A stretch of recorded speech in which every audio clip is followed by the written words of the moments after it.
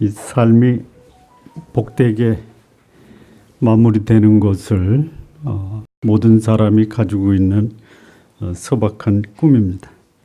우리 성도님들의 삶이 나이가 들어가고 세월이 가면서 점점 아름답고 복된 삶이 되시기를 진심으로 바랍니다. 팔순잔치 그리고 내 인생이 끝나고 나의 장례식에 온 하객이나 조문객들이 나의 삶을 어떻게 평가할 것인가, 그 나의 마지막 삶의 모습을 어떻게 살았는가를 생각하면서 오늘을 살아간다면 오늘의 삶이 훨씬 더 가치 있고 보람 있는 삶이 될 수도 있겠다라는 생각을 해봅니다. 한 사람의 생애가 복되게 마감되기 위해서 그 복된 삶을 위해서 가져야 될 가장 중요한 조건이 있다면 뭘까요?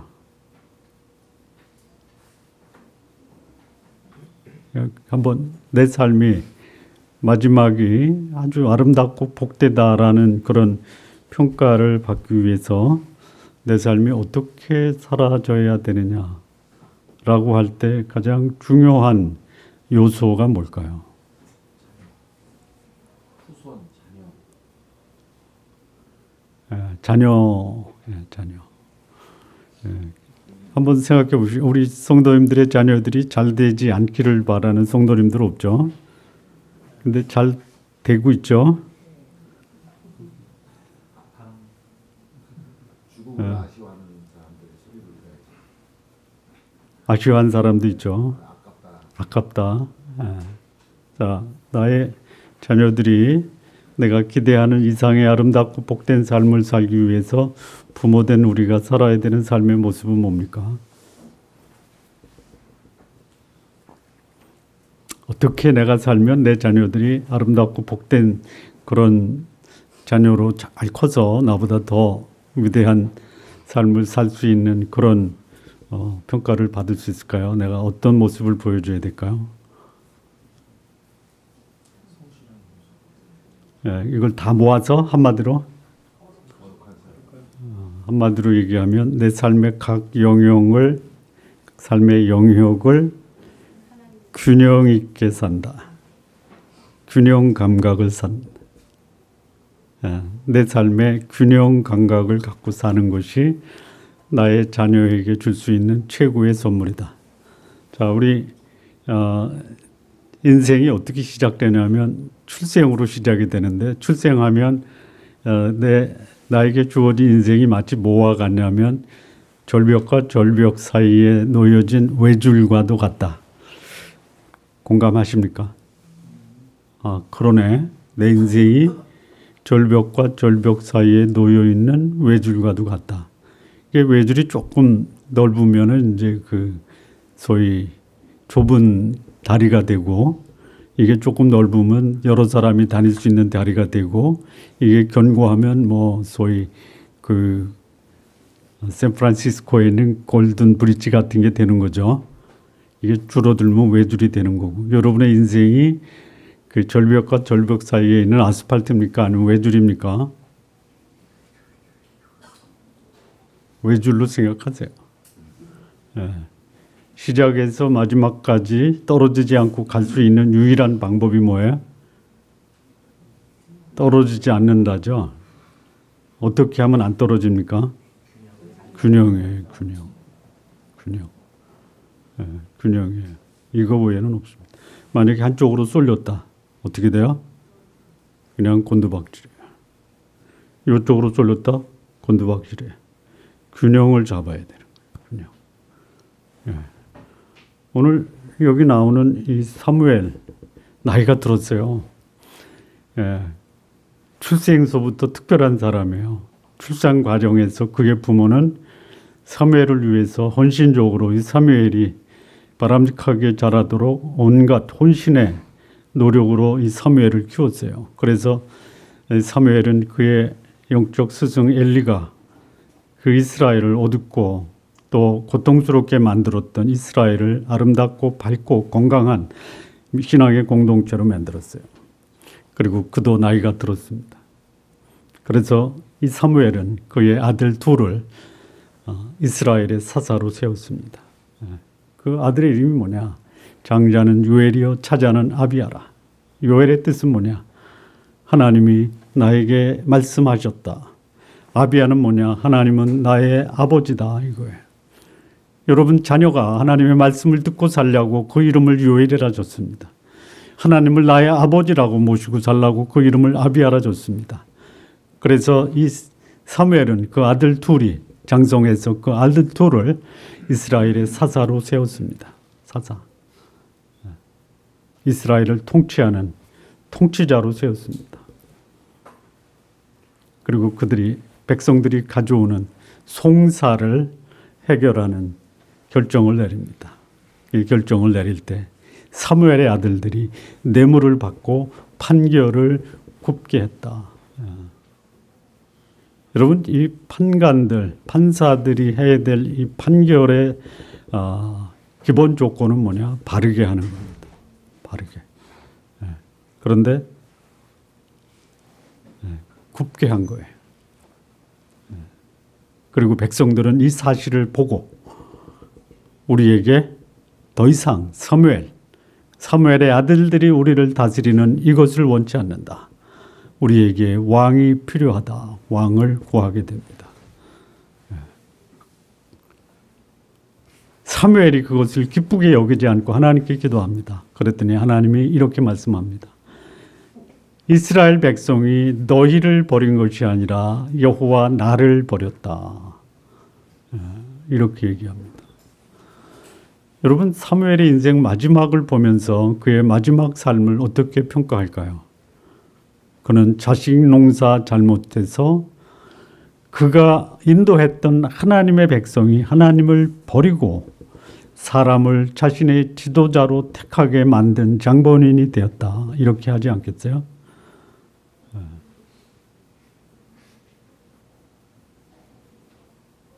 이게 저와 여러분의 가정에서는 벌어지지 않았으면 좋겠습니다. 맨 나중에 보니까요. 하나님이 이렇게 얘기해요. 내가 그들을 애굽에서 인도해낸 날부터 지금까지 그들이 나를 버렸다.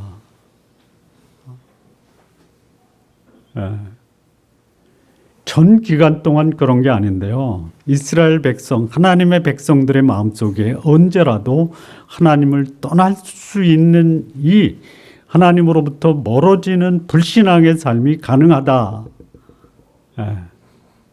근데 사무엘의 시대에 이스라엘 백성, 하나님의 백성의 마음속에 자리 잡고 있었던 이 불신앙과 하나님을 멀어지는 이 불신앙의 그 불을 누가 지폈느냐? 사무엘의 아들들이 지폈다라는 거예요.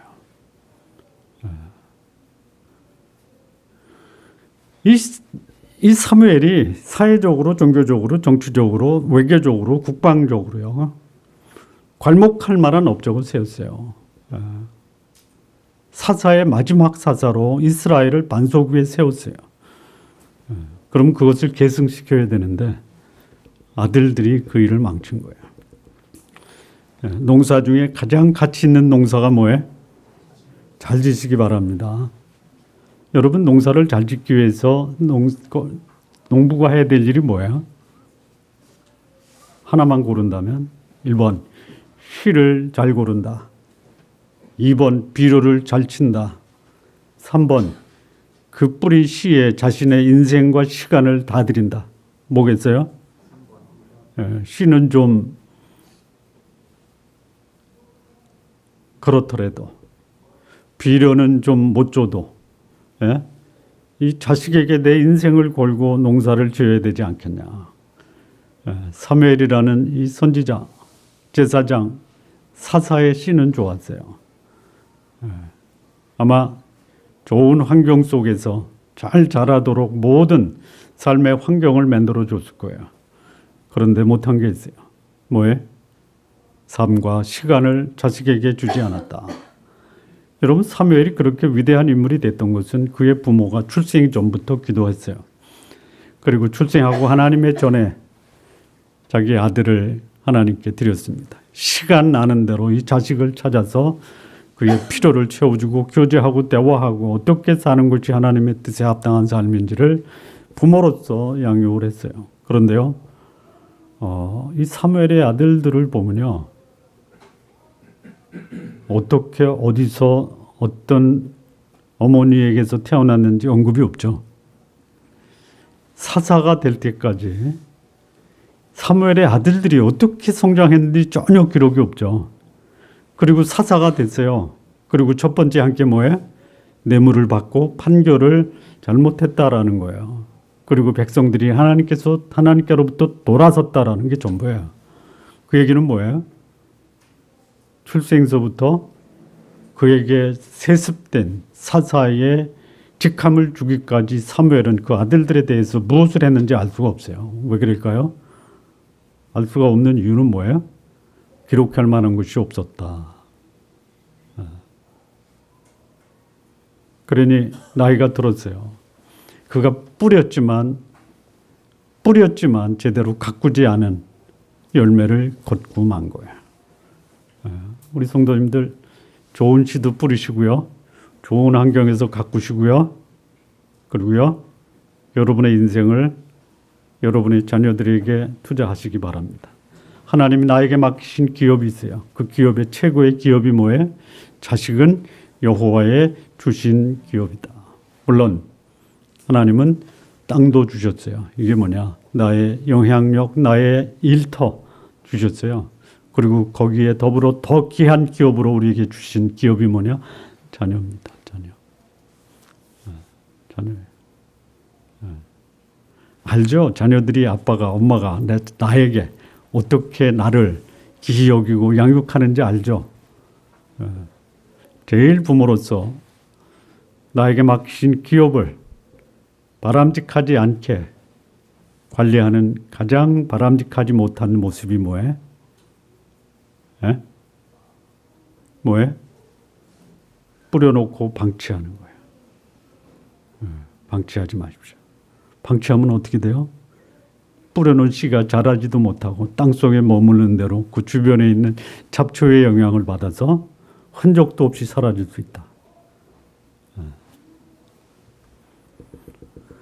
참 이 충성스럽게 자기 직임에 충실했던 사람 사무엘이에요.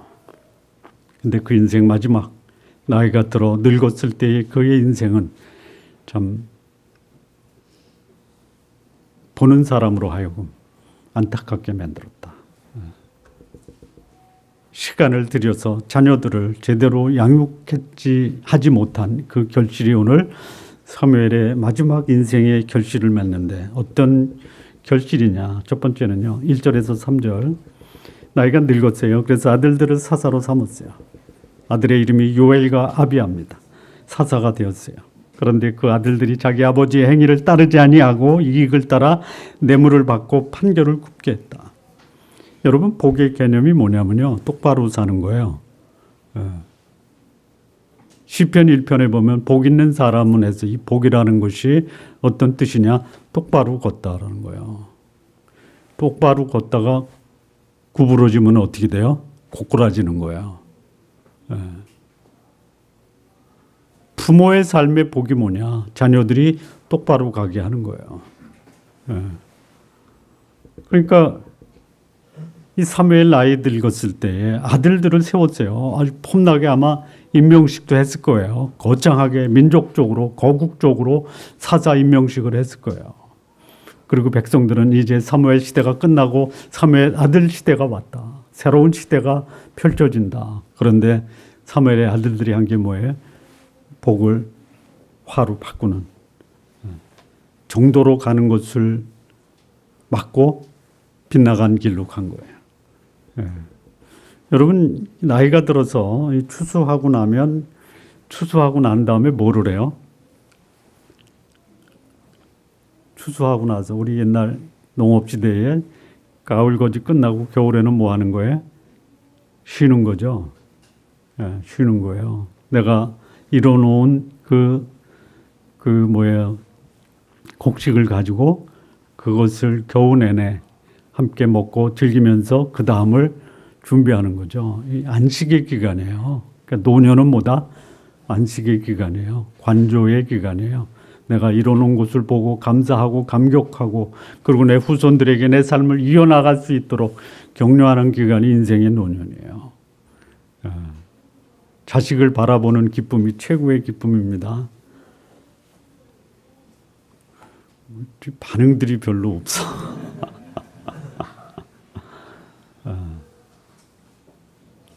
여러분 자식을 바라보는 기쁨이 얼마나 큰지 아시죠? 예? 밤에 자다가 아들 방에 들어가서 얼굴만 봐도 기분이 좋아요. 제가 요즘 그래요. 예. 내 인생을 살면서 가장 아름답게 추수한 이 추수의 열매가 자식이다. 예. 그런데 이 자식을 바라보는 사무엘의 마음이 어때요? 예? 편치가 않아요. 예. 편치가 않아요. 예. 자신의 인생은 잘 살았어요. 멋있게 살았어요. 폼나게 살았어요. 민족의 지도자로 살았어요. 예. 그런데 자기에게 맡긴 직업은 잘했지만 자식 농사 잘못한 거예요. 아마 인생이 굉장히 쓸쓸하고 그를 바라보는 이스라엘 민족 전체가 사무엘의 마지막 말년을 보고 나서 참 안타깝다 이런 생각을 했을 거예요. 우리 성도님들은 자신의 삶에도 성취를 이루시고 자식 농사에도 내 인생을 자식에게 맡겼을 때 내 자식이 나의 삶을 이어서 아름다운 이 삶을 이어가는구나 이런 기쁨과 보람을 경험하시기를 진심으로 바랍니다. 어떻게 하면 돼요? 부모가 균형 있게 내 시간 관리를 해줘야 돼요. 내 일에도 최선을 다해야 돼요. 내 가정에도 최선을 다해야 돼요. 자식에게도 최선을 다해야 돼요. 내 개인적 영적 삶에도 관리를 잘해야 돼요. 건강 관리도 잘해야 돼요. 예수님의 모습이 뭐냐? 예수님 그 키가 자라고 지혜가 자라고 하나님과 사람에게 사랑스러워 가셨더라. 균형 잡힌 삶을 살아가는 이 사람이 그 인생의 마지막을 아름답고 보람있고 보는 사람한테 존경과 기쁨이 되는 삶을 살 수 있다라는 것이죠. 자, 두 번째 이 사무엘의 이 마지막 그 인생의 노년의 삶의 모습을 보면요. 4절에서 7절 4절 후반부에 사무엘에게 나가서 그에게 이르되 보소서 당신은 늙고 당신의 아들들은 당신의 행위를 따르지 아니하니 모든 나라와 같이 우리에게 왕을 세워 우리를 다스리게 하소서. 이 아들들의 그릇된 행동, 빗나간 행동, 그 행동으로 인해서 온 이스라엘이 여호와를 버리고 하나님이 세운 지도자가 아닌 자기들이 세운 지도자를 세우게 합니다. 자, 세습된 왕권, 왕정시대, 백성의 뜻을 따라서 지도자를 세우는 민주주의. 어떤 게 성경적입니까? 둘 다? 아니다. 여러분 이스라엘의 지도자가 있었어요. 모세도 있었어요. 여호수아도 있었어요. 사사도 있었어요. 마지막 사사 사무엘도 있었어요. 그들은 이스라엘의 위임받은 지도자예요. 그들은 하나님께서 그들에게 말씀하신 바를 백성들에게 전하는 하나님의 뜻대로 나라를 관리하는 위임받은 청직이에요. 그런데 여기 백성들이 하나님을 버립니다. 사무엘도 버립니다. 그러니까 우리에게 지도자는 더 이상 하나님이 아니다. 하나님이 세운 사람도 우리의 지도자가 될 수 없다. 우리가 세워야 되겠다. 이거예요. 잘하면 좋아요. 우리나라 민주주의가 역사가 100년이 안 됐죠. 60년 됐나요? 그런데 우리나라의 왕정, 이거는 수천 년이죠. 여러분 수천 년의 역사를 통해서 받아온 국민 의식 밑바닥에 있는 그 의식이 더 강력할까요? 아니면 백성들의 민의에 따라서 선출된 그런 민주주의, 이게 더 우리의 의식 밑바닥에 더 깊이 자리 잡을까요?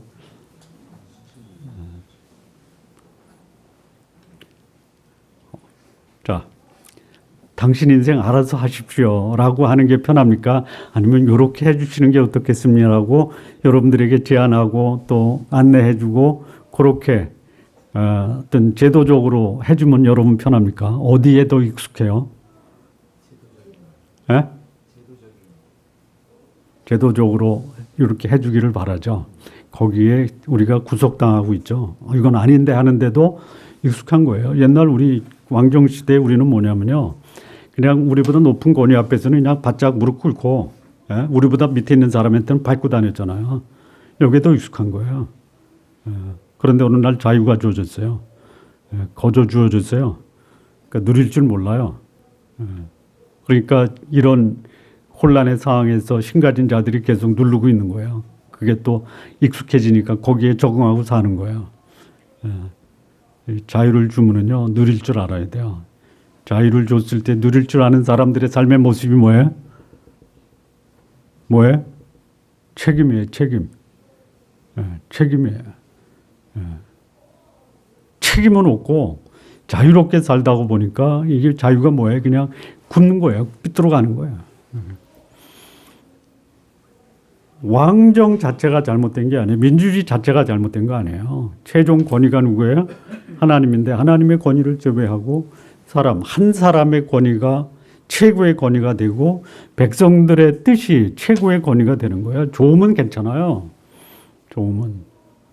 그런데 이 속에 내재되어 있는 이 삐뚤어된 생각이 언제 어떻게 돌발할지 모른다라는 거예요.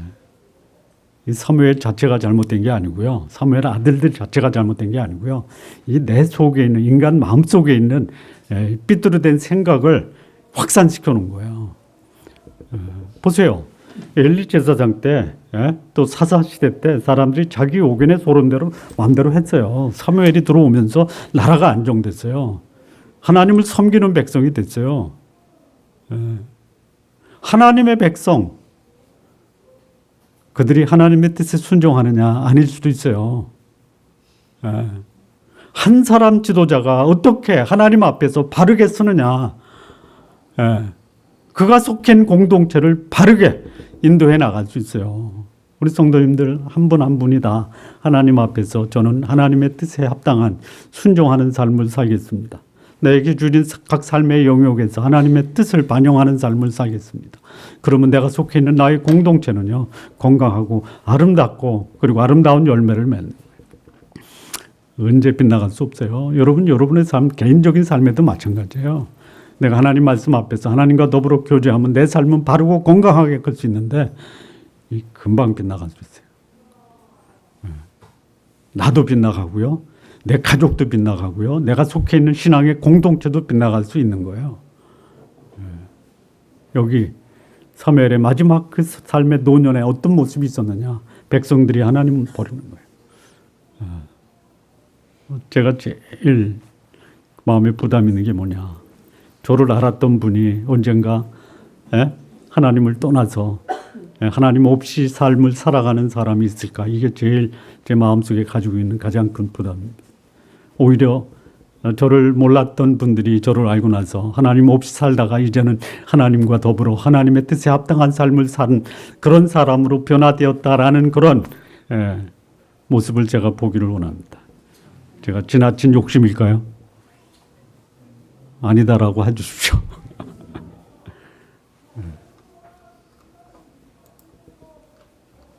자, 이 세 번째 이 사무엘의 마지막 제가 앞서 말씀을 드린 8절 9절 보니까요. 이거 보시죠. 내가 그들을 애굽에서 인도하여 낸 날부터 오늘까지예요. 오늘 그들이 모든 행사로 나를 버리고 이게 사무엘의 마지막 인생의 말년에 그가 본 모습이에요. 그러니까 과거에 행했던 불신앙의 삶으로 이스라엘 백성으로 돌아가게 만들었어요. 그런데 거기에 아무런 영향을 행사하지 못한 거예요. 이가 한 민족을 변화시켰던 사무엘인데요. 인생 말년에는 그가 평생에 이스라엘에게 영향을 줬던 거룩한 영향력이 상실되고 말았어요. 이거 우리 성도님들 그럴 수 있다라는 이런 이 성경의 교훈 앞에 나 자신이 두려워해야 됩니다. 신앙은 언제까지 아름답게 잘 유지해야 되느냐? 언제까지? 죽을 때까지예요. 죽을 때까지. 이 정도면 됐다라고 성취감을 갖지 마십시오. 여러분, 제가 지난주에도 말씀을 드렸는데 또 한 번 말씀을 드리면, 저를 위해서 기도하는 것은 전적으로 누구를 위한 기도다? 동의하십니까? 기도해 주십시오. 우리 아들들도 기도해 주세요. 예? 아니, 내가 아들들한테 물었는데 왜?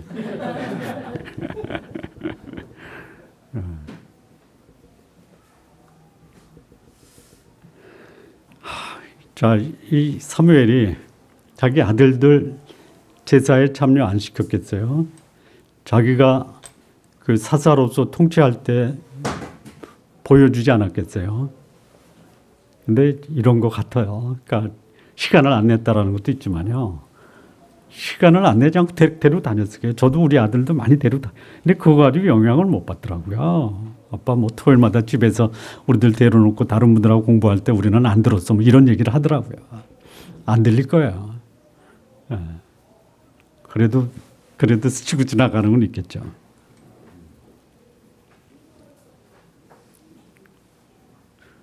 아들들이 뭘 보고 배웠을까요? 뭘 배웠을까요? 저는 이런 생각이 들어요. 야, 우리 아버지 가는 곳마다 환영을 받아. 뭐, 한 번 가면은 30만도 모이고 40만도 모이고. 야, 우리 아버지 진짜 멋있다. 나는 이런 아버지 뒀어. 이랬지 않았겠어요? 안 그랬겠어요?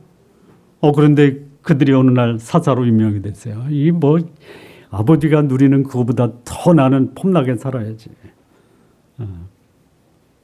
무슨 문제가 있어도 나한테 가져와. 내가 다 해결해 줄 거야.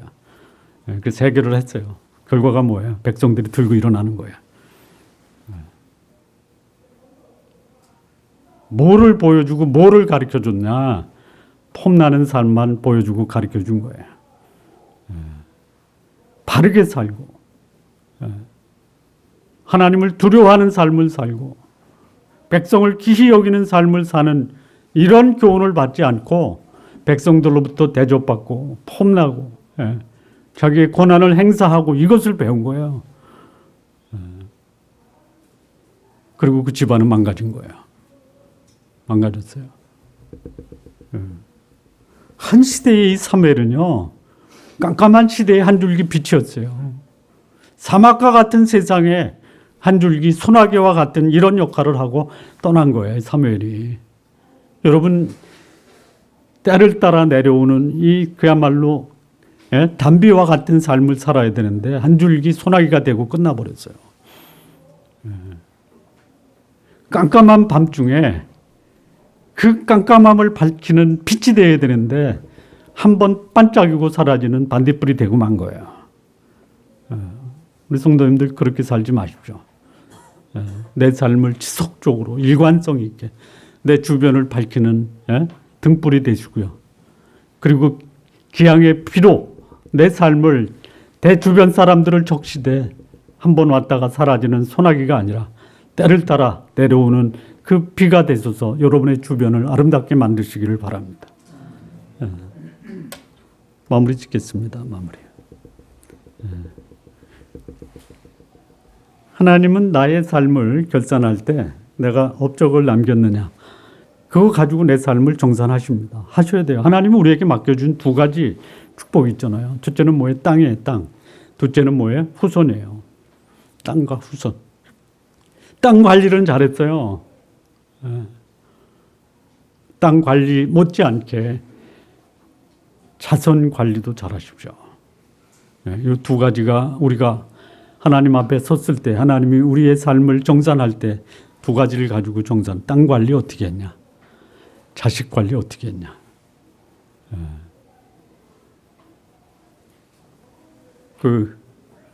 제가 그저께 어떤 그 자료를 봤는데요. 황소와 망아지와 다람쥐가 그야말로 물이 흐르는 그 시내를 건너는 거예요. 송아지가 건너갑니다. 그리고 빨리 와, 깊지 않아. 망아지가 물속에 들어가니까 여기까지 올라오는 거야.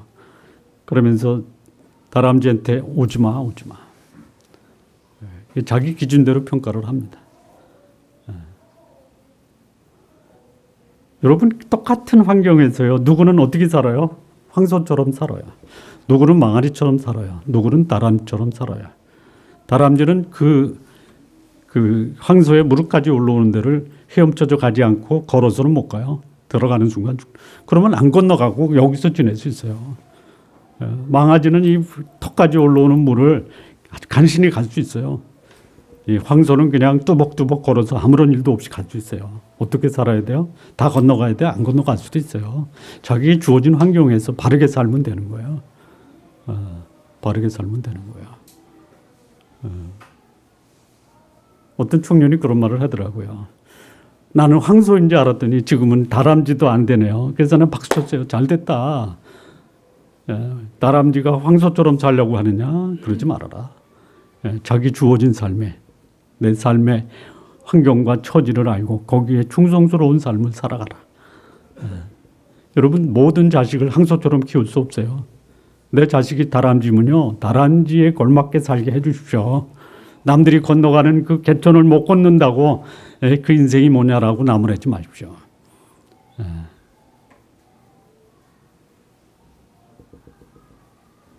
내가 어떤 일을 이뤘느냐, 그것 중요하지만 더 중요한 하나님이 나의 삶을 정산할 때 나에게 맡긴 기업이에요. 자식은 여호와의 주신 기업이에요. 이 기업을 어떻게 잘 관리했느냐, 이거를 물으실 거다라는 거예요.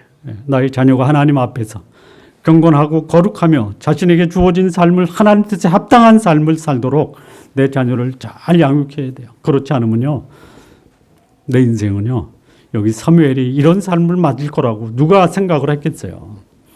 그럴 수 있다라는 거예요. 하나님의 사역자가 사역에는 성공했는데 자식 농사 실패했다. 그러면 과락이에요, 과락. 과락 몇 점이에요? 60점이죠. 60점이면 F죠. 60점 이하는 F죠. 자식 농사 실패하면 인생 과락이에요. 다른 농사 그냥 먹고 살 정도만 되고요. 자식 농사 잘 지면요, 기본은 가는 거예요. 우리 성도님들, 자식에게 시간을 좀 많이 내주십시오. 제가 우리 자식들에게 시간을 많이 못 내줘서 미안해요. 우리 아드님들.